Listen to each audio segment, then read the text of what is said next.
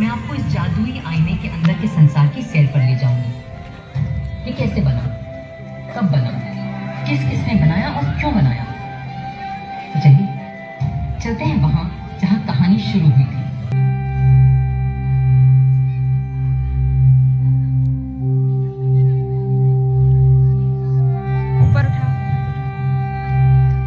शांति निकेतन के प्रसिद्ध चित्रकार श्री नंदलाल बोस की रहनुमाई में कई कलाकारों ने भारत के इतिहास, पुराण और लोक कथाओं की छवियों से इस ग्रंथ को सजाया था और प्रेम बिहारी नारायण रायजादा जैसे खुशखत कातिबों ने इसे अपने कलम से निखारा था।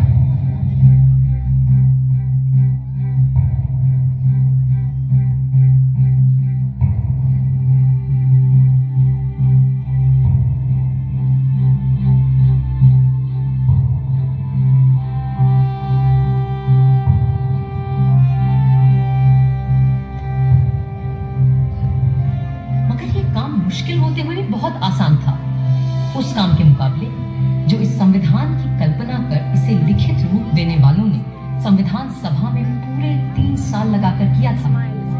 क्योंकि वो कल्पना केवल एक किताब की नहीं थी, वह तस्वुर था एक नए मुल्क का, एक नए समाज का, एक ऐसी नई संस्कृति का जो इससे पहले इस संसार में कभी देखी नहीं गई थी। और जैसे जैसे महात्मा गांधी के नेतृत्व में आजादी की आवाज तेज हुई तो अपना संविधान बनाने की मांग भी और तीव्र होती गई। My mentor Gopal Krishna Gokhale presented to the British government a note on the Constitution in 1914, and the British said, yes, we will accept it after the war. But now they want to make a constitution for us. But you know, a constitution for India should be and can be framed only by Indians. And how it works. What will you do with this spinning wheel, Mr. Gandhi?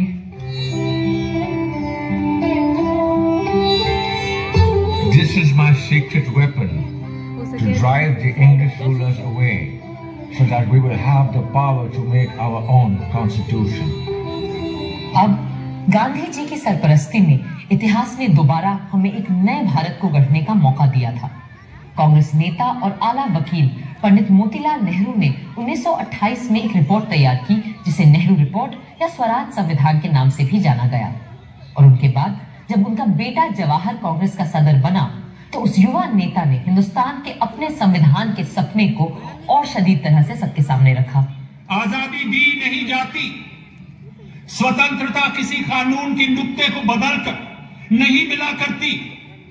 इस तरह तो नए निजाम के नाम पर अंग्रेजों की पुरानी गुलामी को और मजबूत किया जाएगा।